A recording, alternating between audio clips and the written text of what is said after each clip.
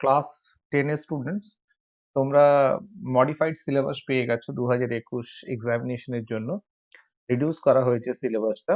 Date এখনো confirm নয় কবে হবে। তা আমি কিছু ভিডিওস এরকম করার ইচ্ছে রইলো। সেটা হচ্ছে এমসিকিউস। এমসিকিউস যেগুলো মাল্টিপল চয়েস কোশ্চেন্স, ঠিক আছে না? সেগুলো একটু আলোচনা করব।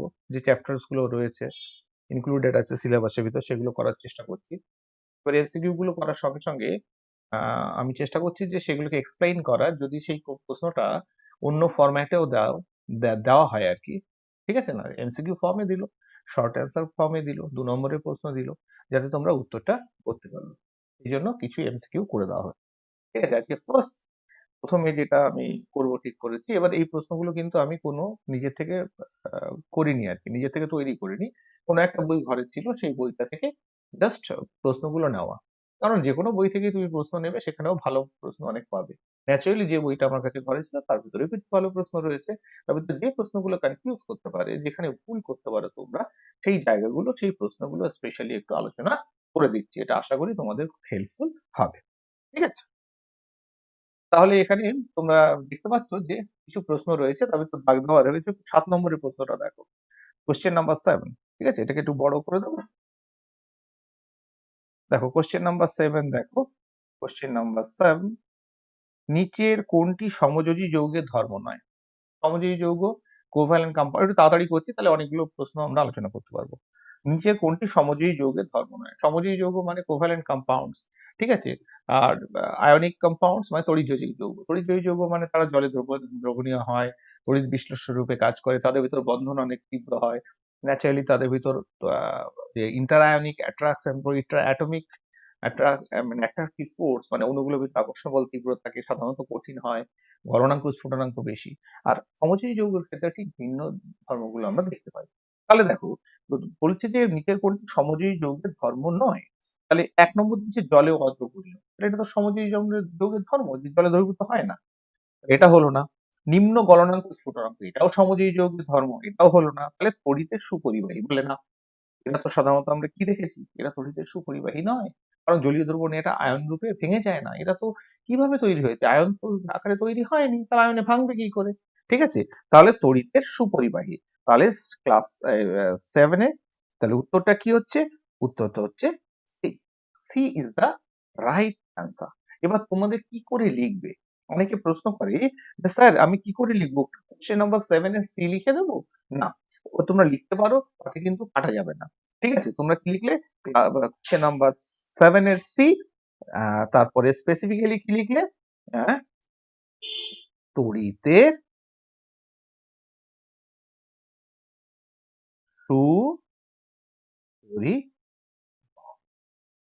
তড়িতের সুপরিবাহী। ঠিক আছে, তড়িতের সুপরিবাহী, তাহলে সি লিখে তড়িতের সুপরিবাহী। আবার যদি কেউ মনে করো যে না আমি প্রশ্নটা লিখবো, ঠিক আছে না, লিখতে পারো, খুব একটা বেশি এক্সট্রা সময় নেবে না। তুমি কোশ্চেন 7 এর প্রশ্নটা লিখলে, লেখার পর উত্তর লিখলে সি, এবং সঠিক উত্তরটা কি? সি, তড়িতের সুপরিবাহী কথা লিখবে। তাহলে this is a complete answer. Complete answer in the sense যে তুমি যদি শুধুমাত্র সি লিখে তড়িতের সুপরিবাহী, এটা তড়িৎ সমযোজী যৌগের ধর্ম নয়, মানে ব্যাপারটা যদি শুধু উত্তর লেখো সি, তড়িতের সুপরিবাহী, কাটার জায়গা নেই। এক্সামিনারদের কাছে এরকম কোনো ইনস্ট্রাকশন নেই যে শুধু উত্তরটা লিখলে কাটবে, উত্তরটা কিন্তু ওটুকুই হবে, তড়িতের সি, তড়িতের সুপরিবাহী।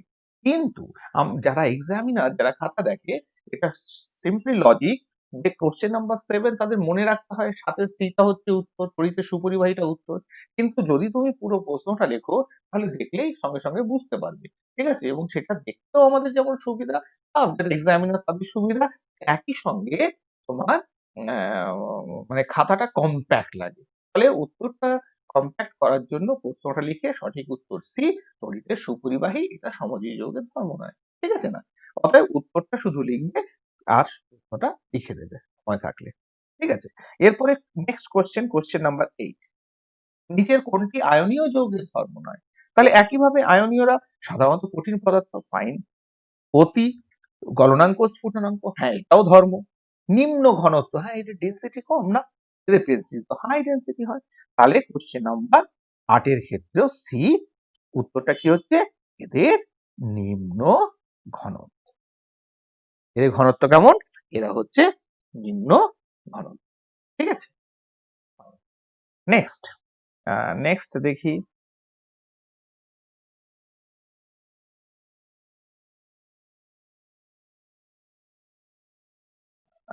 চলো এখানে কি প্রশ্ন রয়েছে দেখি কোনটা। হ্যাঁ দেখো এখানে একটা প্রশ্ন আছে, দেখো কোশ্চেন নাম্বার 37। কোশ্চেন নাম্বার কত? Question number 37।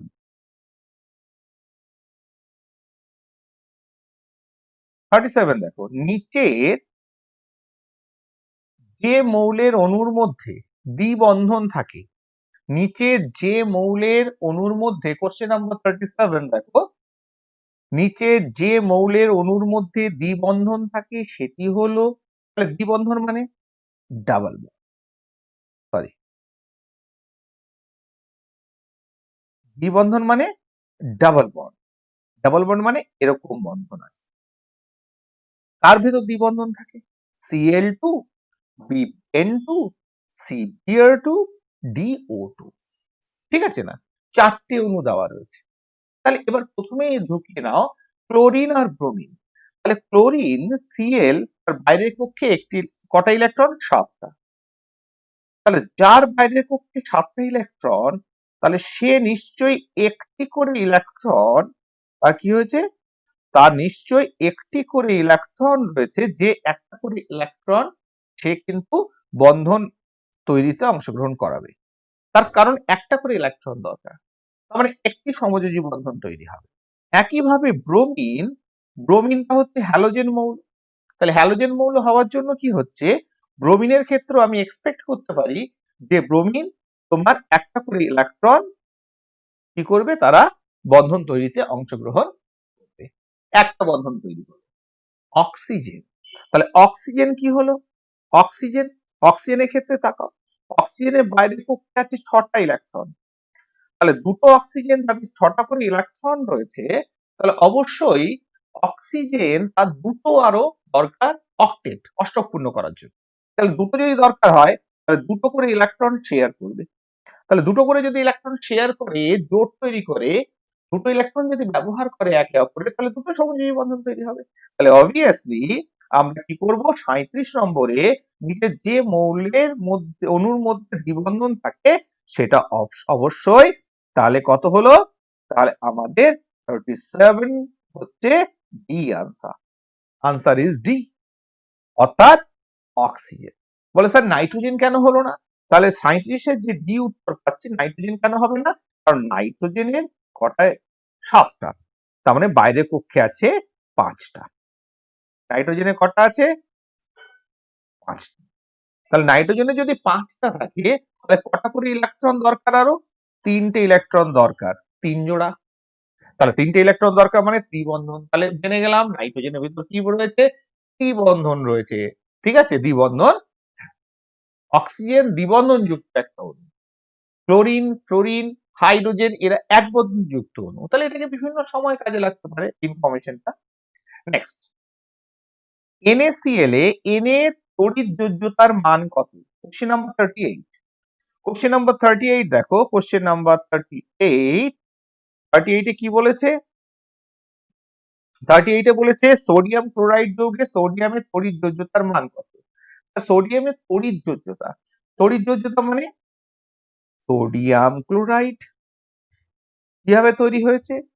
Na+Cl-, তাহলে সোডিয়াম একটা ইলেকট্রন ছেড়ে দিয়ে Na+ তৈরি করেছে। কি করেছে?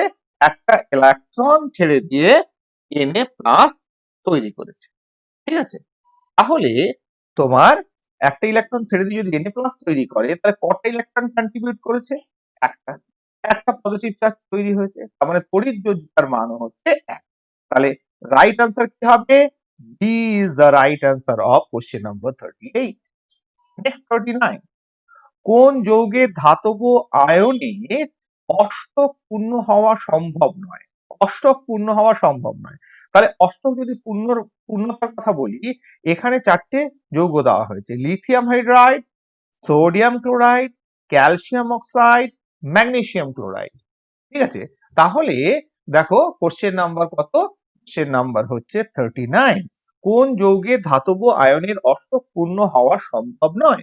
তাহলে এবার দেখো অষ্টক পূর্ণ হওয়ার ক্ষেত্রে চারটে ধাতু প্রথম দিকে তাকাও। তাহলে এ তে রয়েছে কে? এ তে রয়েছে কোশ্চেন নাম্বার 39, এ তে রয়েছে লিথিয়াম, বি তে রয়েছে সোডিয়াম, ক্যালসিয়াম, ডি তে রয়েছে ম্যাগনেসিয়াম। তাহলে লিথিয়ামের ক্ষেত্রে দেখো লিথিয়ামের পরমাণু ক্রমাঙ্ক 3 ইলেকট্রন, তাহলে কত হলো 2 আর 1। তাহলে দেখো লিথিয়াম কখনই বাইরে, যেহেতু সে একটা ধাতু, সে কিছুতেই 7টা ইলেকট্রন যোগ হয়ে এখানে অষ্টক পূর্ণ করবে না, তাই তো? এখানে 7টা ইলেকট্রন কিছুতেই আসবে না। তাহলে 7টা ইলেকট্রন যদি না আসে তাহলে কি, তাহলে যেহেতু তার 7টা ইলেকট্রন আসছে না, অতএব লিথিয়াম কি করবে, অলওয়েজ একটা ইলেকট্রন ছেড়ে দিয়ে Li প্লাস আয়ন উৎপন্ন করবে। কি তৈরি করবে? Li plus. তাহলে লিথিয়াম কি হচ্ছে, লিথিয়াম কেন, লিথিয়াম তাহলে কেন সে Li প্লাস তৈরি করে? কারণ লিথিয়ামের Li প্লাস এর ইলেকট্রন থাকে দুটো হিলিয়ামের মতো, ঠিক আছে? আর লিথিয়ামের যেহেতু সেটা ধাতু, সেটা কখনোই তার পক্ষে সম্ভব নয় যে 7টা ইলেকট্রন এখানে প্রবেশ করানো।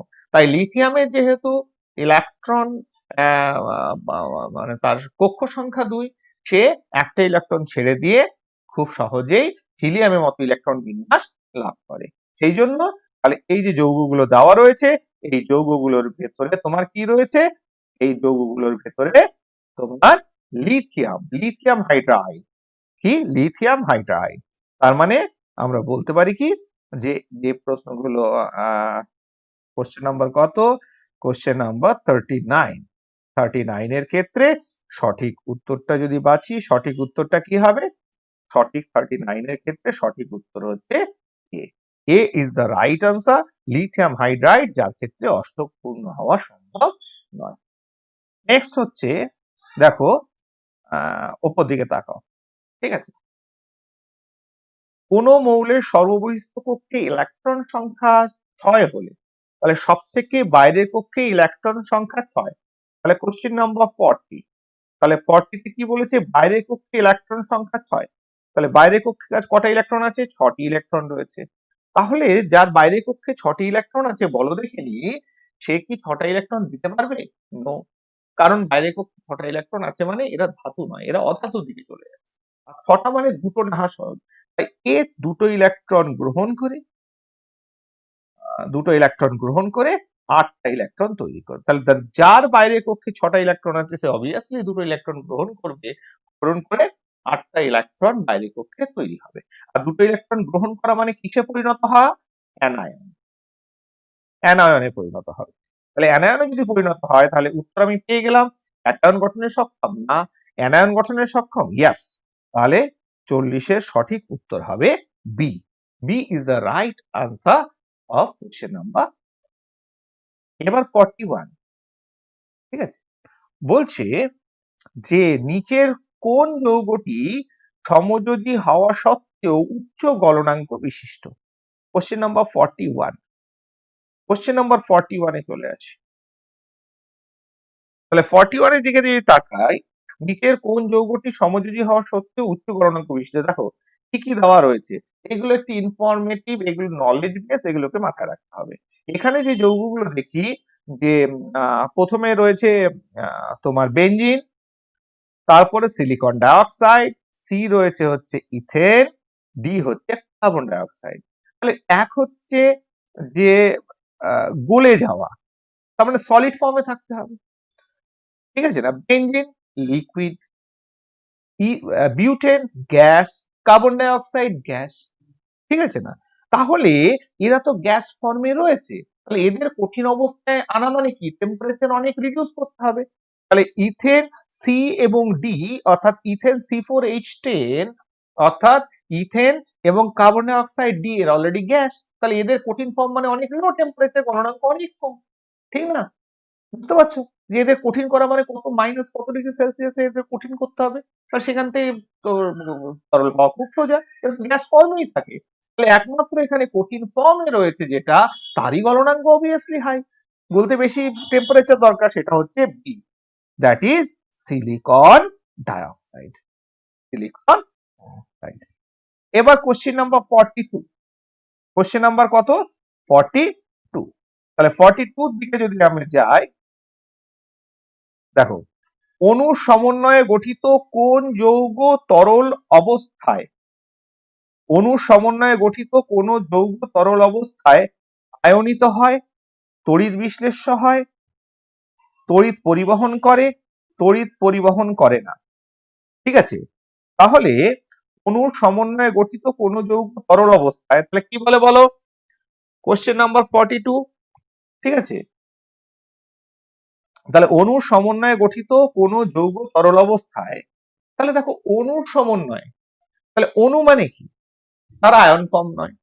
তাহলে আয়ন ফর্ম যদি না করে, তাহলে কোশ্চেন নাম্বার 42 এর ক্ষেত্রে আমরা কি বলবো? যদি তারা আয়ন ফর্মে না যায়, তাহলে আয়নিক না হয়, অণু সমন্বয়ে গঠিত, তাহলে তরল অবস্থায় কি অবস্থা দাঁড়াবে? ধরো চিনি, চিনি অণু, চিনি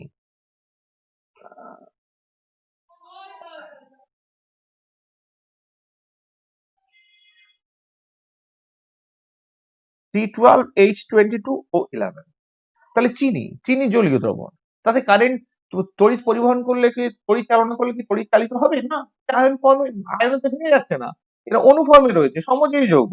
তাহলে অণু সমন্বয়ে গঠিত কোন যৌগ তরল অবস্থায় দিলে আয়নীয়, আয়নীয় হয় না, তড়িৎ বিশ্লেষ্য হয় না, তড়িৎ পরিবহন করে না, তাহলে তড়িৎ পরিবহন করে না, তাহলে এরা তড়িৎ পরিবহন করবে না।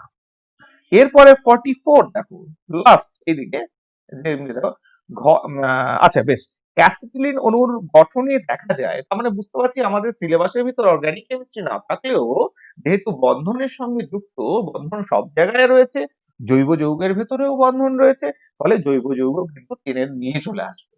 ঠিক আছে, টেনে কিন্তু তোমার এখানে কিন্তু বিভিন্ন প্রশ্ন দিতে পারে। কিভাবে? যেখানে বন্ড রয়েছে, বন্ড রিলেটেড কোশ্চেন। অ্যাসিটিলিন অণুর গঠনে দেখা যায় 3টি এক বন্ধন। বলি এটা কি জিনিস? তাহলে অ্যাসিটিলিন অণুটাকে আমি লিখি, তাই তো? তাহলে কোশ্চেন নাম্বার 43, তাহলে অ্যাসিটিলিন মানে C2H2, তাহলে দুটো কার্বন রয়েছে, হাইড্রোজেন রয়েছে, আর মাঝখানে ত্রিবন্ধন রয়েছে, এটা অ্যাসিটিলিন। তাহলে দেখো আমি কি বলতে চাইছি, তাহলে 3টি এক বন্ধন না, এক বন্ধন আছে কটা? দুটো। তাহলে দুটো এক বন্ধন রয়েছে, একটা ত্রিবন্ধন রয়েছে, তাহলে এখানে কোনো অপশন রয়েছে? ইয়েস, একটি ত্রিবন্ধন, দুটি এক বন্ধন, তাহলে সি হচ্ছে দ্য রাইট আনসার। একটি ত্রিবন্ধন, এটি হচ্ছে একটি ত্রিবন্ধন, আর দুটো এক বন্ধন, ত্রিবন্ধন নিজেদের কার্বনের ভেতরে, আর এক বন্ধন হচ্ছে কার্বনের সঙ্গে হাইড্রোজেন, তাহলে C is the right answer. সেটা হচ্ছে একটি ত্রিবন্ধন আর দুটি এক বন্ধন। এরপরে কোশ্চেন নাম্বার 44, কোশ্চেন নাম্বার 44 এ এসো। ঘরের উষ্ণতায় কোন সমযোজী যৌগটি তরল অবস্থায় পাওয়া যায়? ঘরের উষ্ণতায় কোন সমযোজী যৌগটি তরল অবস্থায় পাওয়া যায়? তাহলে ন্যাপথলিন, এটাও একটু নলেজ বেস। ন্যাপথলিন কঠিন অবস্থায় থাকে, তোমরা ঘরে দেখেছো, অসুবিধা নেই। ক্লোরিন ইজ এ গ্যাস, তোমরা জানো। ইউরিয়া ইজ এ সলিড, তোমরা জানো। তাহলে answer is B, bromine is a liquid. Fine, এরপরে চলে এসো, এখানে কি প্রশ্ন? হ্যাঁ, এবার কোশ্চেন নাম্বার 49 কি বলেছে? নিম্নলিখিত কোন প্রকার যৌগে সমাবয়বতা ধর্ম দেখা যায়? দেখো এই প্রশ্নগুলো দেখবে, কোশ্চেন নাম্বার 49 দাগ দেওয়া রয়েছে, যেগুলো দাগ দেওয়া আছে সেগুলো একটু নজর রাখো, পেয়ে যাবে খুঁজে। নিম্নলিখিত কোন প্রকার যৌগে সমাবয়বতা অর্থাৎ আইসোমারিজম, তাহলে আইসোমারিজম জিনিসটা কোথায় দেখেছি আমি? জৈব যৌগে। জৈব যৌগকে কি বলা হয়? সব জৈব যৌগ হচ্ছে সমযোজী যৌগ। ঠিক আছে না? এমন অর্গানিক কেমিস্ট্রিকে আরেকটা ভাবে আমরা বলি carbon and its covalent compound which found in the nature. ঠিক আছে, তাহলে যাই হোক, তাহলে which found in living things এটাও বলতে পারো, সেটাই হচ্ছে অর্গানিক কেমিস্ট্রি। তাহলে সেটাই যদি হয়, তাহলে উত্তর আমি পেয়ে গেলাম যে সমবায়বত ধর্ম দেখা যায় সমযোজী যৌগে, অর্থাৎ B is the right answer. তারপরে কোশ্চেন নাম্বার 50, কোশ্চেন নাম্বার 50 নম্বর প্রশ্ন, দুটি পরমাণুর মধ্যে সর্বাধিক কটি সমযোজী বন্ধন তৈরি হতে পারে?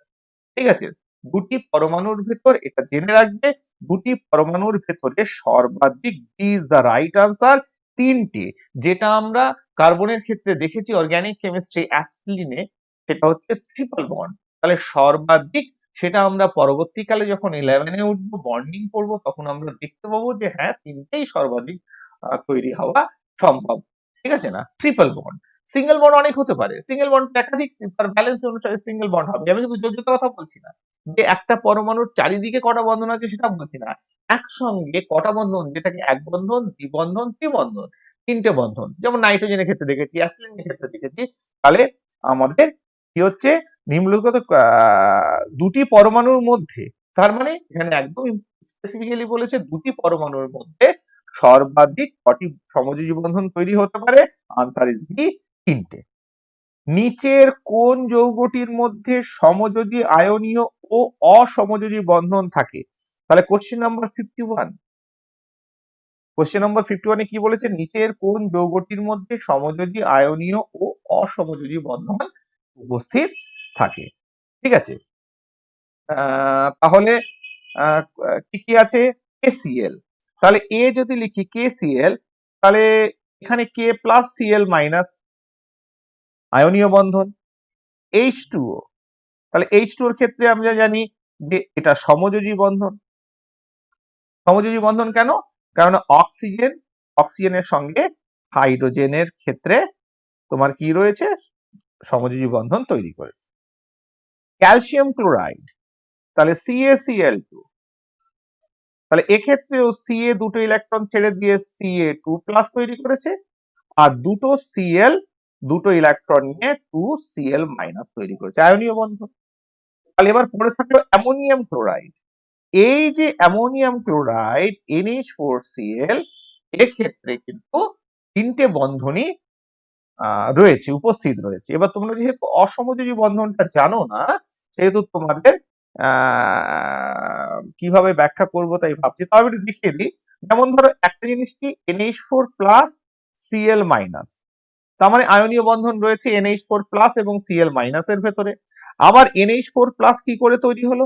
নাইট্রোজেনের সঙ্গে তিনটে হাইড্রোজেন, তিনটে বন্ধন তৈরি করেছে, দিস ইজ অ্যামোনিয়া।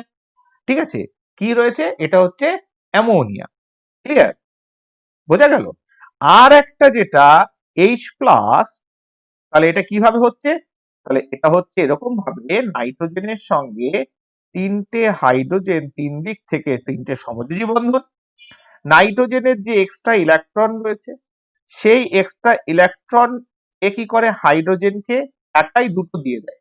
তাহলে একটা জিনিস আমরা পরিষ্কার বুঝতে পারলাম যে সমযোজী বন্ধন মানে দুজনই ইলেকট্রনকে সমানভাবে ব্যবহার করে, আর অসমযোজী বন্ধন মানে যদি কেউ একাই জোড়া ইলেকট্রনটা ব্যবহার করতে দেয়। তাহলে ব্যবহার এখানেও হচ্ছে, সমানভাবে ব্যবহার হচ্ছে না, একজন তার কাছে এক্সট্রা জ্বলেছে কারণ অষ্টপূর্ণ হয়ে গেছে, যেমন অক্সিজেন, নাইট্রোজেন এদের কাছে এক্সট্রা রয়েছে, মানে বন্ধন যা করার করে নিয়েছে, যেমন নাইট্রোজেন বাইরে পক্ষে 5টা ইলেকট্রন, তিনটে, তোমার 5টা, তিনটে সমযোজী বন্ধন তৈরি করেছে, অষ্টপূর্ণ হয়েছে। এবার দুটো নিঃসঙ্গ ইলেকট্রন জোড় রয়েছে, সেই জোড়টা H+, যার ইলেকট্রন নেই তাকে বললো এই দুটো নাও ভাই, তোমার হিলিয়ামের মতো ইলেকট্রন বিন্যাস পেয়ে যাবে। এটা হচ্ছে অসমযোজী বন্ধন, যেটা তীর চিহ্ন দিয়ে প্রকাশ করেছি। এবার এই যে আয়নটা, এটা Cl- আয়নের সঙ্গে তড়িৎযোজী বন্ধনে আবদ্ধ, তাহলে এটা হলো সমযোজী। অসমযোজী, এখানে আকর্ষণ বল হচ্ছে তড়িৎযোজী বন্ধন। তাহলে তিনটে বন্ধনই উপস্থিত এমন একটা যৌগ হচ্ছে কোশ্চেন নাম্বার 51 যদি বলি, দ্যাট ইজ NH4Cl। তাহলে এটাকে যদি না বুঝতে পারো, সেটাকে একটু মনে রাখার চেষ্টা করবে। ঠিক আছে না? তারপরে কি বলেছে? কোশ্চেন নাম্বার 54, কোশ্চেন নাম্বার 54-এ কি বলেছে? কার্বন টেট্রাক্লোরাইড একটি সমযোজী, carbon tetrachloride CCl4, carbon tetrachloride একটা ভালো solvent, organic solvent. Carbon tetrachloride সমযোজী ও তড়িৎ বিশ্লেষ্য, অসমযোজী, তড়িৎযোজী, তড়িৎ অবিশ্লেষ্য। তাহলে কোশ্চেন নাম্বার 54, কোশ্চেন নাম্বার 54 হচ্ছে, আনসার হচ্ছে, যেহেতু এটা অর্গানিক কম্পাউন্ড, সমযোজী যৌগ, তাহলে অবশ্যই এটা হচ্ছে ডি। তাহলে অনেকে কেন এই প্রশ্নটাকে আমি দাগ দিয়েছি, কারণ অনেক সময় কার্বন টেট্রাক্লোরাইড যদি নাম না শুনে থাকো, তাহলে সেক্ষেত্রে কি লিখবে, কি করে বুঝতে পারবে? CCl4, যদি জেনে থাকো যে formula of carbon tetrachloride is CCl4, তাহলে বুঝে যাবে যে কার্বন প্রেজেন্ট যেহেতু রয়েছে, কার্বন উপস্থিত যেহেতু রয়েছে, ন্যাচারালি এটা আমরা এক্সপেক্ট করতেই পারি। আমরা জানি যে সে সমযোজী বন্ধন তৈরি করবে। সমযোজী বন্ধন মানে উত্তর তড়িৎ অবিশ্লেষ্য যৌগ হবে। তারপরে কোশ্চেন নাম্বার 55। তাহলে কোশ্চেন নাম্বার 55 এ কি বলা হয়েছে? কোশ্চেন, অ্যাসিলিন যৌগে কটি হাইড্রোজেন পরমাণু বর্তমান? অ্যাসিলিন যৌগে কটি হাইড্রোজেন পরমাণু বর্তমান? অ্যাসিলিনের সংকেত কি? C2H2। তাহলে obviously answer will B A. তার মানে কটা? দুটো। কটা আছে? দুটো। দুটো হাইড্রোজেন পরমাণু বর্তমান। ঠিক আছে, ফাইন। আচ্ছা, এটা হয়েছে।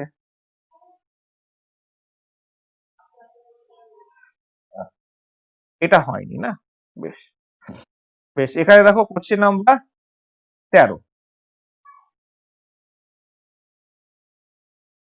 আচ্ছা, কোশ্চেন নাম্বার 13, এই পাতাটা মিস করে গেছিলাম।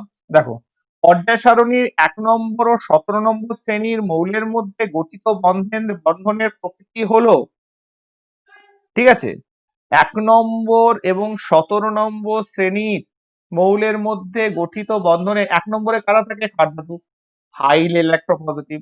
17 নম্বরে কারা থাকে? হ্যালোজেন মৌল, হাইলি ইলেকট্রোনেগেটিভ, খুব তড়িৎ ঋণাত্মক। তাহলে এদের ভেতর কিন্তু অবশ্যই তোমার আয়নীয় বন্ধন তৈরি হবে। কারণ 1 নম্বর পর্যায় সারণীর 1 নম্বর শ্রেণী মানে যার বাইরে কক্ষে একটা ইলেকট্রন রয়েছে, 17 নম্বর শ্রেণী মানে যার ভেতর কটা রয়েছে? বাইরে কক্ষে 7টা ইলেকট্রন রয়েছে। ফলে সে একটা ইলেকট্রন নেবে, একটা ইলেকট্রন দেবে, ন্যাচারালি এদের ভিতর আয়নীয় বন্ধন তৈরি হবে। কিন্তু কিছু যৌগ আছে, যেমন শুধু হ্যালোজেনে কি সবাই খুব বেশি ইলেকট্রোনেগেটিভ, তড়িৎ ঋণাত্মক?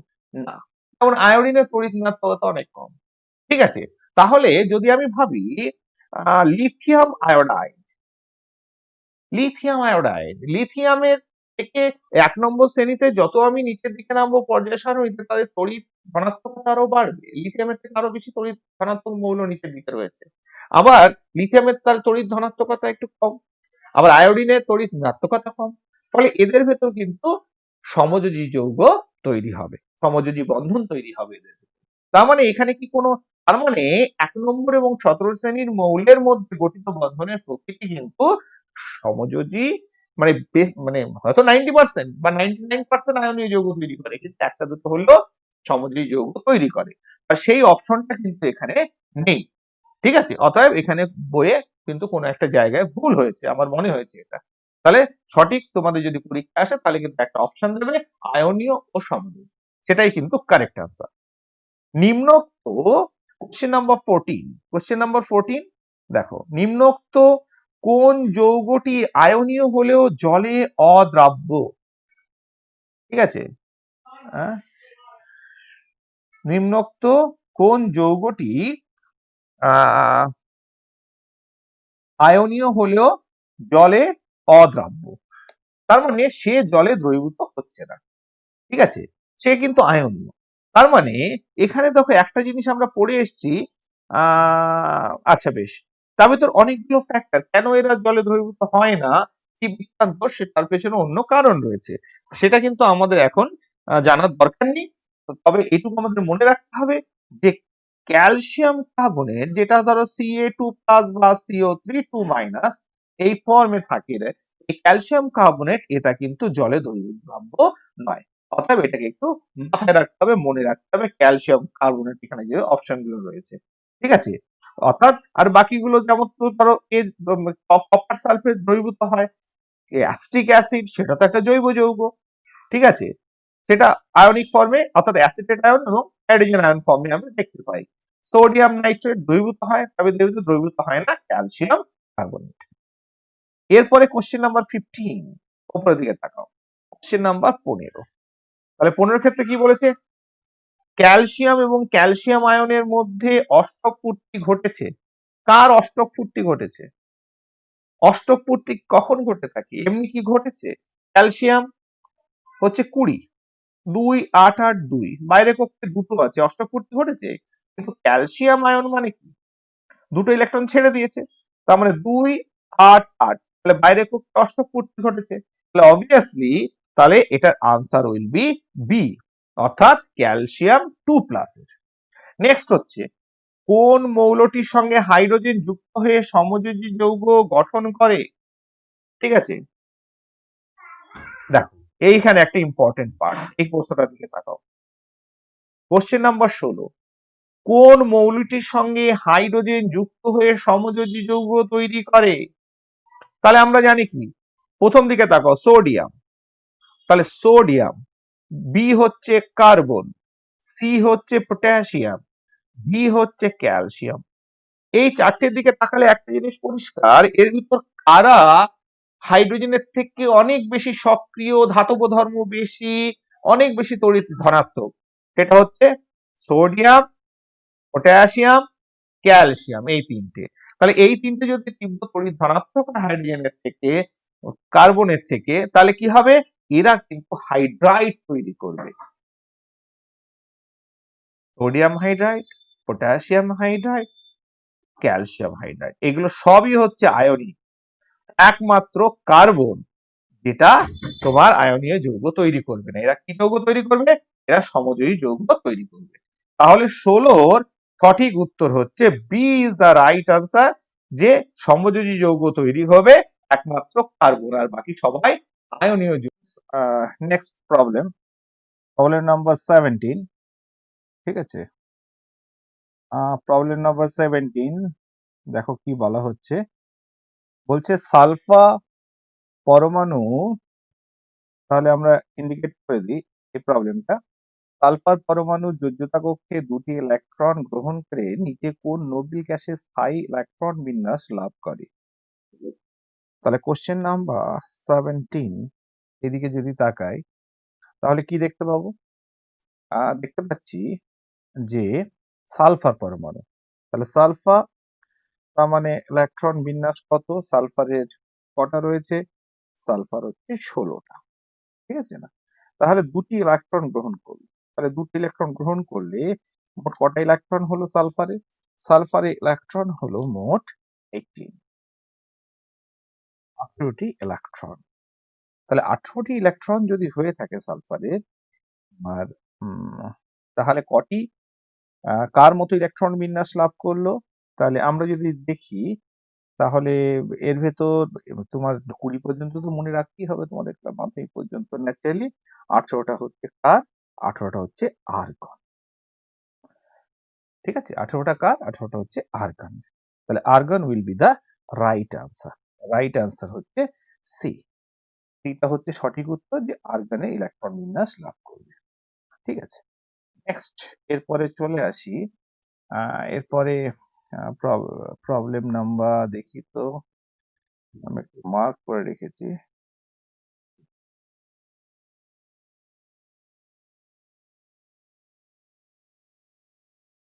আচ্ছা, এরপরে না কোশ্চেন নাম্বার একদম শুরুতে যে প্রবলেমটা আছে, তাহলে কোশ্চেন নাম্বার 23, কোশ্চেন নাম্বার 23, মানে এই 23 মানে কি, আমি পরপর এগোচ্ছি না, যেরকম এখানে রয়েছে আর কি এই পেজটাতে, সেই হিসাবে কোশ্চেন মার্কিং গুলো করছি। বলছে দেখো, কেলাস গঠন, তাহলে একদম উপরে প্রশ্নটা দেখো, কেলাস গঠনে একটি সোডিয়াম আয়ন কটি ক্লোরাইড আয়ন দ্বারা পরিবেষ্টিত হয়? ঠিক আছে, তাহলে এবার সোডিয়াম ক্লোরাইডের স্ট্রাকচার তোমরা জানো, দ্যাট ইজ কিউবিক্যাল স্ট্রাকচার। ঠিক আছে না? তাহলে কিউবিক্যাল স্ট্রাকচার যদি হয়, এর মাঝখানে একটি সোডিয়াম রয়েছে। ঠিক আছে, এবং ক্লোরাইড আয়নগুলো তার সঙ্গে কটা ফেসে, এর যে 6টা ফেস রয়েছে, ঠিক আছে, চারদিকে 4টে, উপরে একটা, নিচে একটা, প্রত্যেকটা দিকেই কিন্তু ক্লোরাইড আয়ন উপস্থিত থাকে। তাহলে একটা Na+ আয়নকে ক্লোরাইড আয়ন তোমার 6টা ফেস যেটা রয়েছে, 6 দিক থেকে কিন্তু 4 Cl-, Cl-, তাহলে এখানে তো 3 ডাইমেনশনাল স্ট্রাকচার এভাবে সম্ভব নয়, তার মানে একটু বুঝতে পারি যে 6টি ক্লোরাইড আয়ন দ্বারা পরিবেষ্টিত থাকে। তাহলে what will be the correct answer? Correct answer is D, অর্থাৎ 6টি। ঠিক আছে, এগুলো একটু ইনফরমেটিভ। ঠিক আছে, সেই জন্য এই প্রবলেম গুলো কিন্তু তোমরা করবে, যত বেশি প্র্যাকটিস করবে তত বেশি মানে ছাড়ার প্রবণতাও কমে যাবে, একটাও ছাড়তে হবে না। এটা ছিল মোস্ট প্রবাবলি 21 নাম্বার। ক্ষেত্রে আমিও বুঝতে পারছি না এখানে, ঠিক আছে, কিছুটা তা নয়, তোমরা প্রবলেমটা দেখতে পাচ্ছ। নেক্সট প্রবলেম দেখো, জলে দ্রাব্যতা, এই প্রবলেমটা, ঠিক আছে, আমি আরো চিহ্ন দিয়ে দিচ্ছি, তার পাশে প্রবলেমটা রয়েছে। জলে দ্রাব্যতা, আহ উচ্চ গলনাঙ্ক, তড়িৎ পরিবাহিতা, বন্ধনের অভিমুখিতা, এই ধর্মগুলোর মধ্যে কোনটি সমযোজী যৌগের? ঠিক আছে না? তাহলে জলে দ্রাব্যতা, এটা সমযোজী যৌগের ধর্ম নয়। উচ্চ গলনাঙ্ক, এটিও নয়। তড়িৎ পরিবাহিতা, তড়িৎ পরিবহনের ক্ষমতা, এটাও নয়। বন্ধনের অভিমুখিতা, হ্যাঁ, এটা হচ্ছে ধর্ম। তুমি বলবে স্যার এটা তো ঠিক বুঝতে পারলাম না। ঠিক আছে, বন্ধনের অভিমুখিতা ব্যাপারটা কি? তাহলে আগে লিখে দিই যে the right answer will be the D, বন্ধনের অভিমুখিতা। তাহলে বন্ধনের অভিমুখিতা কেন হঠাৎ করে এটা প্রশ্নটা এলো? ধরো একটা Na প্লাস আর একটা Cl মাইনাস আছে, তাহলে এবার Na প্লাসটা Cl মাইনাস কে যে আকর্ষণ করছে, এর কোনো নির্দিষ্ট দিক আছে যে এই দিকে আকর্ষণ করবে? না, এখানেও আকর্ষণ করতে পারে, এদিকেও করতে পারে, তাহলে যে কোনো দিকে এই আকর্ষণটা করতে পারে। তাহলে কোনো পার্টিকুলার ডিরেকশন নেই আয়নীয় বন্ধনে বা তড়িৎযোজী বন্ধনে। কিন্তু যখনই সেখানে সমযোজী বন্ধন আসছে, সেক্ষেত্রে দেখা যাচ্ছে ধরো এইচ আর Cl মাইনাস, ঠিক আছে না? তাহলে দেখো এই সরি HCl, তাহলে HCl যখন দেখছি তখন দেখা যাচ্ছে যে ইলেকট্রন গুলো যে কোনো একটা তড়িৎ ঋণাত্মক মৌল যদি উপস্থিত থাকে, তাহলে কি হচ্ছে, এদিকে একটা বন্ধনের তোমার এই দিকে একটা দিক রয়েছে যেদিকে ইলেকট্রন গুলো সরার একটা প্রবণতা রয়েছে। তো এইভাবে যখন ইলেকট্রন জোড় গঠন করে, আমরা সেক্ষেত্রে আমরা দেখতে পাই যে একটা দিক আমরা খুঁজে পাই, বন্ধনের অভিমুখ খুঁজে পাই। কার ক্ষেত্রে? সমযোজী বন্ধনের ক্ষেত্রে একটা নির্দিষ্ট অভিমুখ আমরা খুঁজে পেয়ে থাকি, ঠিক আছে না? কিন্তু যখন আয়নীয় বন্ধন হয়, যেহেতু এটা একটা স্থির তড়িৎ আকর্ষণ বল, ঠিক আছে না, ইলেকট্রোস্ট্যাটিক ফোর্স অফ অ্যাট্রাকশন, তাহলে সেক্ষেত্রে কোনো দিক নেই, আকর্ষণ যে কোনো দিক থেকে হতে পারে। তাহলে তোমার ইলেকট্রোভ্যালেন্ট যে বন্ড, যেটা electrostatic force of attraction, it has no direction. কিন্তু সমযোজী বন্ধন হলে সেক্ষেত্রে একটা ডিরেকশন থাকতে পারে, ঠিক আছে? এরপরে হচ্ছে 23, নেক্সট প্রবলেম। নেক্সট প্রবলেম, তাহলে নেক্সট প্রবলেম উপর দিকে তুলে দিই এই প্রবলেম, ঠিক আছে? নিম্নলিখিত অণুগুলোর মধ্যে কোনটিতে ত্রিবন্ধন আছে? কোনটিতে ত্রিবন্ধন আছে, ঠিক আছে? তাহলে মিথেন যদি দেখি, তাহলে মিথেনের হচ্ছে সব এক বন্ধন, this is methane. Carbon dioxide, C double bond ও ডাবল বন্ড দ্বিবন্ধন বর্তমান দেখতে পাচ্ছি। ডি যদি দেখি C2H4, তাহলে C2, দুটো C, H4,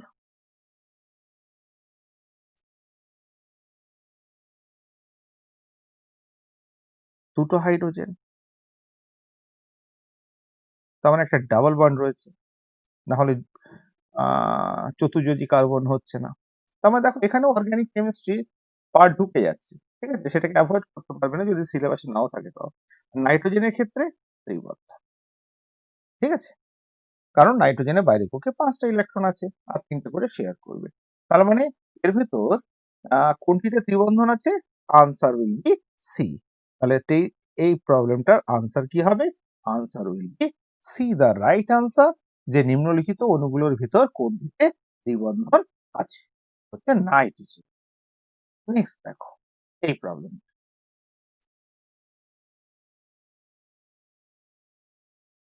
26। এই প্রবলেমটা কি বলছে?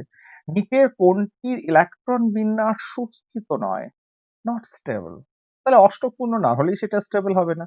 তাহলে এক্ষেত্রে একটু আমরা জানি যে এর ভিতর নোবেল গ্যাস যাদের অষ্টকপূর্ণ আছে সেটা হচ্ছে হিলিয়ামটা, যদিও এক্সেপশন, এটা ডাবলেট রয়েছে, এটা দুটো ইলেকট্রন রয়েছে, হিলিয়াম, নিয়ন, আর্গন, ক্রিপ্টন, জেডন, radon. These are the stable gas configuration elements which have stable electronic configuration, যাদের সুস্থিত ইলেকট্রন বিন্যাস বর্তমান। এটা নিষ্ক্রিয় গ্যাস। তাহলে প্রথাক্ত কি? ব্রোমিন। তাহলে what is the answer? Answer will B D. ঠিক আছে, নেক্সট চলে এসে নেক্সট কোনটা, নেক্সট এই প্রবলেমটা। ঠিক আছে, কোশ্চেন নাম্বার 30 নম্বর। সমযোজী বন্ধন ক প্রকার? ঠিক আছে, সমযোজী বন্ধন আমি বলে দিই, যেটা আমরা অর্গানিক কেমিস্ট্রিতে দেখেছি সেখান থেকেই আমরা উত্তরটা পেয়ে যাচ্ছি। একটা হচ্ছে এক বন্ধন, একটা হচ্ছে দ্বিবন্ধন, আরেকটা দুটো পরমাণুর ভেতরে থাকতে পারে। তাহলে দুটো পরমাণুর ভেতরে এটা মাথায় রাখবে, বন্ধন ক প্রকার যখন দেবে, যে সমযোজী বন্ধন ক প্রকার, সমযোজী বন্ধন অর্থাৎ ইলেকট্রন জোট তৈরি করছে, সেটা অবভিয়াসলি দুটো পরমাণুর ভেতরে। ঠিক আছে, সেটা এ এ হতে পারে, এ বি হতে পারে। ধরো এ বি, তাহলে এ বি, তাহলে দুটো পরমাণু, তাহলে এটা অবলিক এ বির ভেতরে এটা হতে পারে, অবলিক এ বির ভেতরে এটা হতে পারে, আবার এ এ হতে পারে, কিন্তু পরমাণুর সংখ্যা কিন্তু অবশ্যই দুটো হবে। তাহলে দুটোর ভেতরে হয় এক বন্ধন থাকতে পারে, না হলে দ্বিবন্ধন থাকতে পারে, না হলে ত্রিবন্ধন থাকতে পারে। তাহলে কত ধরনের পেলাম? 3 ধরনের পেলাম। তাহলে সমযোজী বন্ধন এক বন্ধন যুক্ত, দ্বিবন্ধন কিংবা ত্রিবন্ধন। তাহলে ক প্রকার সমযোজী বন্ধন রয়েছে? 3 প্রকার। তাহলে right answer is C. C will be the right answer. 3 প্রকার। হাইড্রোলিথ কি? ঠিক আছে, কোশ্চেন নাম্বার 31, দিস ওয়ান, এই প্রশ্নটা বলছে হাইড্রোলিথ। তাহলে হাইড্রোলিথ, কোন প্রশ্নটা? সরি, দিস ইজ, এইটা হচ্ছে হাইড্রোলিথ কি, কোশ্চেন নাম্বার 31। এটা একটু নলেজ বেস, এটা তোমাকে ক্যালসিয়াম হাইড্রাইড এর আরেকটা নাম হচ্ছে হাইড্রোলিথ। এটা হচ্ছে কোশ্চেন নাম্বার ডি। আচ্ছা, এরপরে নেক্সট যেটা হচ্ছে দিস প্রবলেম, আয়নীয় যৌগের ক্ষেত্রে ব্যবহৃত হয়। ঠিক আছে, কোশ্চেন নাম্বার 32। আয়নীয় যৌগের ক্ষেত্রে ব্যবহৃত হয় আণবিক ওজন, সংকেত ওজন, পারমাণবিক ওজন, আপেক্ষিক ওজন। তোমরা জানো যে ফর্মুলা ওয়েট ইউজ হয়, এটা যদি না জানো জেনে নাও। ঠিক আছে, যেহেতু সেটা অণু ফর্ম করে না, এটা জাস্ট আয়নের ভেতরে স্থির তড়িৎ-আকর্ষণ বল মাত্র, সেই জন্য আমরা সেটাকে সংকেত, তার যে ফর্মুলা ওয়েট বা সংকেত ওজন আকারে প্রকাশ করতে পারি। That is right answer will be B. ঠিক আছে, নেক্সট চলে আসি। নেক্সট কোনটা? এটা, নিচের কোন সমযোজী পদার্থটি গলনাঙ্ক স্ফুটনাঙ্ক বেশি? ঠিক আছে, চিনি, গ্লুকোজ, হীরক, ন্যাপথলিন। Question number 33।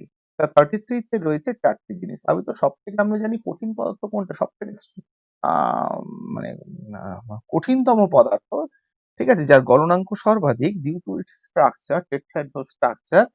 ঠিক আছে, চতুস্থলিকীয় গঠনের জন্য, সেটা হচ্ছে সি, হীরক। কেন এটা হয়? কেন? তার স্ট্রাকচারের জন্য।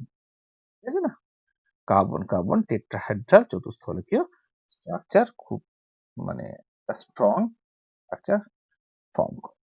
ঠিক আছে,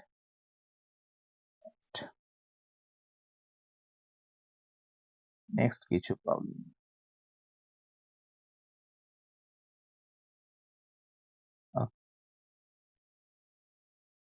দিস প্রবলেম, এই প্রবলেমটা আমি নাম্বারিং নিজেই বুঝতে পারছি না, তোমরা মানে দেখে বোঝা যাচ্ছে না।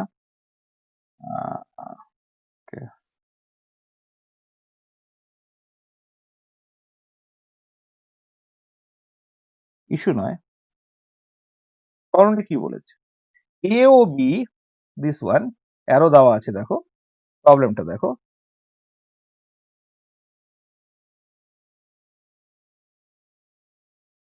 এ ও বি মৌলের পরমাণু ক্রমাঙ্ক যথাক্রমে 20 ও 17 হলে, তাহলে এই একটা ইন্টারেস্টিং প্রবলেম দেখো।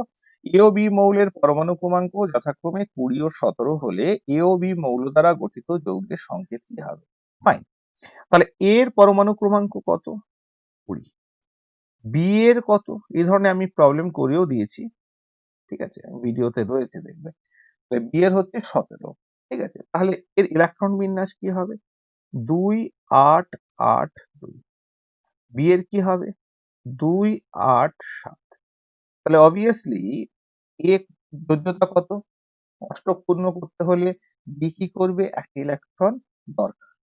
ঠিক আছে, তার মানে একটা ইলেকট্রন, তার যোজ্যতা হচ্ছে 1। তাহলে এর বাইরে কক্ষে কটা রয়েছে? দুটো রয়েছে। সে কি করবে? দুটো দিয়ে দেবে। আর এ কি করবে? একটা নেবে ইলেকট্রন। ঠিক আছে, তাহলে অষ্টক পূর্ণ হচ্ছে। আর এর ক্ষেত্রে সে দুটো দিলে অষ্টক পূর্ণ হচ্ছে। তার মানে কটা ইলেকট্রন ইনভলভ হচ্ছে বন্ধন তৈরিতে? কারণ এর যোজ্যতা হচ্ছে 2 আর বি এর যোজ্যতা হচ্ছে কত? 1। এবার যখন আমরা সংকেত লিখি একটা ফর্মুলা, সেটা আমরা জেনে এসেছি, এইটে জেনেছি, সেটা হচ্ছে এর যোজ্যতা এর ঘাড়ে, এর যোজ্যতা এর ঘাড়ে। ঠিক আছে, সেইভাবে লিখলেই হয়ে যায়। এবং যে ইলেকট্রন দেয় ছাড়ে ধাতুটাকে আগে লিখতে হয়। তার মানে আগে লিখবো এ, নেক্সট লিখবো বি। এটা যখন লেখা হয়ে গেল, তাহলে বির যোজ্যতা সেটা এর ঘাড়ে, আর এর যোজ্যতা বির ঘাড়ে। এর যোজ্যতা কত? এর যোজ্যতা হচ্ছে 2।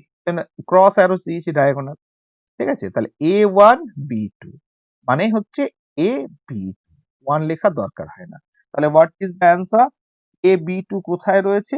AB2 হচ্ছে এ তে রয়েছে। তাহলে রাইট আনসার ইজ এ। ঠিক আছে, তাহলে এটার রাইট আনসার কি হলো এই প্রবলেমটার? এ।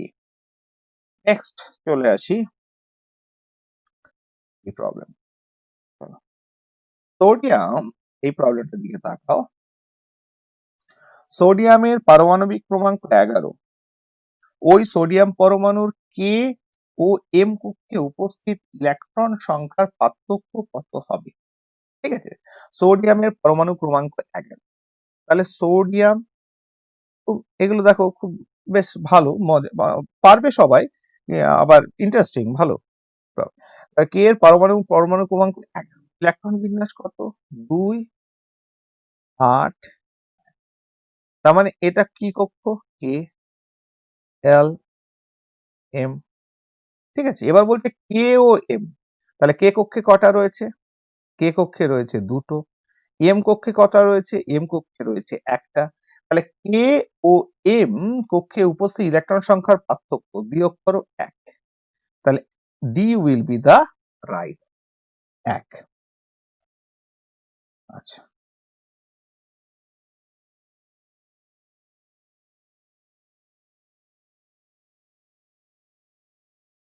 এরপর দেখো নিচের কোন পদার্থের দ্রবণ তড়িৎ পরিবহন করে না?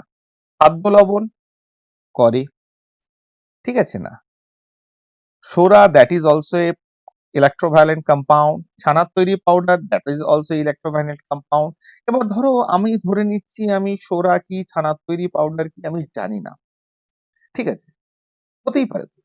যদি এরকম ধরনের সমস্যা হয়, খাদ্য লবণটা আমি জানি সেটা হচ্ছে একটা পরিযায়ী যৌগ, তাহলে সেক্ষেত্রে একটা জিনিস তো আমাদের কাছে পরিষ্কার যে ইউরিয়া সেটা তো একটা অর্গানিক কম্পাউন্ড, জৈব যৌগ।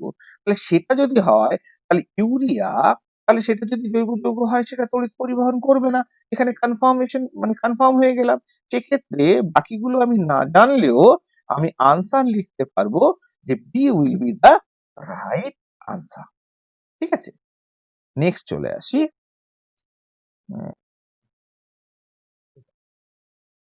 ঠিক আছে, এই প্রবলেমটার দিকে একটু তাকাও, এটা তুলে দিই, ফাঁকা করে দিই। এই প্রবলেমটা দিকে বলছে নিচের কোন যৌগে কেন্দ্রীয় পরমাণুর সর্ববহিস্থ কক্ষে 8টির বেশি ইলেকট্রন রয়েছে? 8টির বেশি ইলেকট্রন, ঠিক। তাহলে এবার এই ধরনের প্রবলেম কিন্তু আসতে পারে, কিন্তু এরকম প্রবলেম তো আমি শুনিনি। এটাকে বলা হয় এক্সপ্যানশন অফ অক্টেট। যদিও তার জন্য আলাদা থিওরি রয়েছে, সিংলেট লিঙ্কেজের একটা থিওরি, সেটা আমাদের এখন সিলেবাসে নেই। কিন্তু আমি বুঝবো কি করে? হাউ, কি করে বুঝবো? ঠিক আছে, তাহলে দেখো একটা জিনিস পরিষ্কার, কার্বন 4 নম্বর শ্রেণীতে থাকে। কার্বনের যোজ্যতা 4, সেখানে আছে 4টে হাইড্রোজেন। তার মানে কি কার্বনের যোজ্যতা 4, বাইরের কক্ষে 4টে ইলেকট্রন রয়েছে, 4টে হাইড্রোজেন এসছে, মোট হয়েছে 8। তার কারণ কি কার্বনের বাইরের কক্ষে 4টে ইলেকট্রন আছে, হাইড্রোজেন 4টে আছে, 4টে বন্ধন তৈরি হয়েছে, 4 আর 4 8, তারপরে 4টে জোট তৈরি হয়েছে। এবার দেখো সি এর ক্ষেত্রে দেখো NH3 নাইট্রোজেনের বাইরে নাইট্রোজেন 5 নম্বর শ্রেণী, বাইরে কক্ষে 5টা ইলেকট্রন, 3টে হাইড্রোজেনের সঙ্গে বন্ধন করেছে, তাহলে 3টে জোট তৈরি হয়েছে, 3টে শেয়ারিং হয়েছে, তাহলে 5 আর 3 8, কোনো অসুবিধা নেই। এবার একইভাবে ডির ক্ষেত্রে দেখো NCl3, তাহলে নাইট্রোজেন 5 নম্বর শ্রেণী, 3টে ক্লোরিনের সঙ্গে 3টে বন্ধন তৈরি হয়েছে, 3টি ইলেকট্রন জোট তৈরি হয়েছে, তার মানে 5 আর 3 8, দেখে তো পরিষ্কার। তাহলে what will be the answer? Answer is B. B will be the right answer. তার মানে আনসার কি হবে? PCl5। বলে স্যার কেন? তার কারণ ফসফরাস সেটা হচ্ছে 5 নম্বর। কত নম্বর? ফসফরাস হচ্ছে 5 নম্বর শ্রেণী, অর্থাৎ বাইরে কক্ষে 5টা ইলেকট্রন আছে। তাহলে 5টা ইলেকট্রন, আর ক্লোরিন কটার সঙ্গে জোট তৈরি করেছে? 5টার সঙ্গে। তাহলে সেটা যদি হয়, তাহলে মোট 5 আর 5 কত হয়ে গেল? 10টা ইলেকট্রন হয়ে গেল 10টা। তাহলে সেটা যদি ভাবি, তাহলে কিরকম হবে ব্যাপারটা? যে ফসফরাস তার বাইরের কক্ষে কটা ইলেকট্রন রয়েছে? 5টা। ক্লোরিন 1টা, 2টো, 3টে, 4টে, 5টা। 5টা ক্লোরিন যদি আসে, তাহলে 2টো করে জোড়। ফসফরাসের বাইরের কক্ষে 5টা, আর 5টা করে ক্লোরিন, তাহলে মোট কটা হলো? মোট হয়ে গেল কটা? যে দেখো, তোমরা দেখলে বুঝতে পারবে যে মোট 2টো, 4টে, 6টা, 8টা, 10। তাহলে মোট আমাদের হয়ে গেল কটা? 10টা। তাহলে এটা হচ্ছে 8টির বেশি ইলেকট্রন রয়েছে। এটাকে ইংরেজিতে কি বলে? এক্সপ্যানশন অফ অক্ট। ঠিক আছে? একইভাবে যদি আমি হিসেব করি দিস প্রবলেম, একেবারে শুরুর এই সমস্যাটার কথা, নিচের কোন যৌগের কেন্দ্রীয়, একদম উপরের প্রবলেমটা দেখো, পরমাণুর সর্ববহিস্থ কক্ষে 8টির কম ইলেকট্রন রয়েছে। ঠিক আছে? তাহলে দেখো, এক্ষেত্রে আমাদের যেটা চোখে পড়ছে, দেখো কার্বন HCN, প্রথমে যদি HCN দেখি, তাহলে কার্বনের সঙ্গে নাইট্রোজেনের 3টে বন্ধন, একটা হাইড্রোজেন বন্ধন, তাহলে এখানে তো সবারই তো 8টার তো কম বেশি হওয়ার কথা নয়, সবই ঠিক আছে। কার্বন ডাই অক্সাইডে দেখেছি স্ট্রাকচারে, যে হিসেব করে দেখবে তাদেরও অষ্টক ঠিক আছে। H2O এর ক্ষেত্রে যদি দেখি, তাহলে হাইড্রোজেন, অক্সিজেন, অক্সিজেন, সেক্ষেত্রেও তোমরা দেখতে পাবে যে এক্ষেত্রেও তোমার অষ্টক রয়েছে। কিন্তু বোরন ট্রাইফ্লুরাইড BF3 এর ক্ষেত্রে যদি দেখো, তাহলে কি হবে? বোরনের বাইরের কক্ষে রয়েছে hydrogen, helium, lithium, beryllium, boron, 3টে রয়েছে। তার মানে এ যখন এর সঙ্গে 3টে ফ্লোরিন অ্যাটম আসছে, ঠিক আছে, তাহলে কটা রয়েছে? 1টা, 2টো, 3টে, কারণ ফ্লোরিনে 1টা করে দরকার। তাহলে মোট কটা হলো? 6টা। ঠিক আছে না? তার মানে এক্ষেত্রে অষ্টক পূর্ণ হচ্ছে না, 8টির কম ইলেকট্রন রয়েছে। ঠিক আছে? এর ব্যাখ্যা আমরা পরে দেখব, এই ক্লাস 10-এ নয়, পরে যখন কেমিক্যাল বন্ডিং নিয়ে 11-এর চ্যাপ্টার শুরু হবে, আমি পড়াবো আমার চ্যানেলে, তখন আমি এক্সপ্লেইন করব সব বিষয়গুলো। ঠিক আছে? ইন ডিটেইলস, তখন তার কোনো বাধ্যবাধকতা থাকবে না। ক্লাস 10 পর্যন্ত আমাদের একটা বাধা ভাব থাকে, হ্যাঁ, এটা বেরিয়ে গেলাম কিনা, বা এই ব্যাপারগুলো বেরিয়ে যাওয়াটাকে রেস্ট্রিক্ট করতে হয় বিভিন্ন ভাবে, মানে এক্সপ্লানেশন মন খুলে দেওয়া যায় না। প্রবলেমটা এখানে, যে মন খুলে এক্সপ্লানেশন সবসময় দেওয়া সম্ভব হয় না। মনে হয় যেন তোমরা বুঝতে পারবে না, এটা তো পড়ানো হলো না, তাহলে কেন কি করে দিচ্ছি। কিন্তু যখনই তুমি 11-12 যাবে, তখন মন উদার মনে, মানে না, উদার হস্তে দান করুন। ঠিক আছে? তেমনি মানে উদার হস্তে বলছি, সরি, মুক্ত হস্তে দান করুন। ঠিক আছে? তেমনি আমরা মন খুলে আমরা পড়বো এবং পড়াবো আমি, যেটা তোমাদের অলরেডি আমি দেখবে অ্যাটমিক স্ট্রাকচার চ্যাপ্টারটা, যেটা 11, তারপরে জয়েন্ট, ঠিক আছে, 11-12 এও লাগবে অবভিয়াসলি, এবং জয়েন্ট যে কোনো পরীক্ষায় অল ইন্ডিয়া বেসিসে দিতে যাও, সেক্ষেত্রে টোটাল সিলেবাসটা কভার আপ হবে। ঠিক আছে? যা যা রয়েছে যে কোনো জয়েন্টের পরীক্ষা। এটা কিন্তু মন খুলে দেওয়া হয়েছে। এইভাবে আমি চেষ্টা করব যে সময় পেলে আস্তে আস্তে 11-12 এর পার্ট গুলো কমপ্লিট করতে।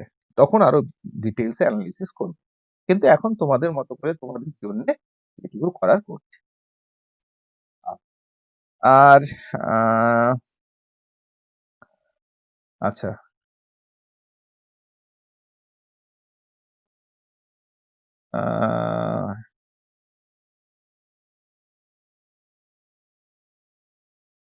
ফাইন। এরপরে দেখো একটা প্রবলেম, দেখো এই যে হ্যাঁ, যে তড়িৎযোজী যৌগকে উত্তপ্ত করলে কঠিন থেকে বাষ্পে পরিণত করা হয়, ঠিক আছে, তাহলে কঠিনকে যৌগকে উত্তপ্ত করলে, আচ্ছা এবার দেখো প্রথম কি কি দিয়েছে এখানে, তাহলে অপশন কি কি রয়েছে, তাহলে এই প্রবলেমটা অপশন কি কি রয়েছে, অ্যামোনিয়াম ক্লোরাইড, কর্পূর, ন্যাপথলিন, কার্বন ডাই অক্সাইড। তাহলে কার্বন ডাই অক্সাইড তো গ্যাস, বাদ চলে গেল ডি। বি হচ্ছে কর্পূর, কর্পূর তো এমনি উত্তপ্ত করার দরকার হয় না তো, ওটা তো এমনি উবে যায়, ভোলাটাইল। ন্যাপথলিনও তাই, ঠিক আছে না, কর্পূরও থাকে না। তাহলে একমাত্র যাকে হিট দিলে কঠিন থেকে বাষ্পে পরিণত হয়, ঠিক আছে, সেটা হচ্ছে এ, অ্যামোনিয়াম ক্লোরাইড। একে হিট দিতে হয়, ঠিক আছে, তাহলে এ কি হয়, বাষ্পে পরিণত হয়, ঠিক আছে। আর দেখি তো, তাহলে মোটামুটি বেশ কিছু প্রবলেম আমরা আলোচনা করলাম, ঠিক আছে। তাহলে কেমিক্যাল বন্ডিং মোটামুটি বেশ কিছু এমসিকিউ, সেটা কেমন ভাবে অ্যানালাইজ করা হয়েছে যাতে এই প্রশ্নগুলো বিভিন্ন ফর্মে দিক না কেন সেটার উত্তর তোমরা কিন্তু করতে পারবে। আশা করছি যে ভবিষ্যতে বাকি চ্যাপ্টার গুলো আস্তে আস্তে আমরা এমসিকিউ ধরবো, কিন্তু এমসিকিউ কে এমন ভাবে এক্সপ্লেইন করবো যাতে সেটা চ্যাপ্টারে অন্যান্য ওই সংক্রান্ত বিষয়গুলোকে বুঝতে সাহায্য করে। আর যে কোনো ফর্মে প্রশ্ন দিক 1 নম্বর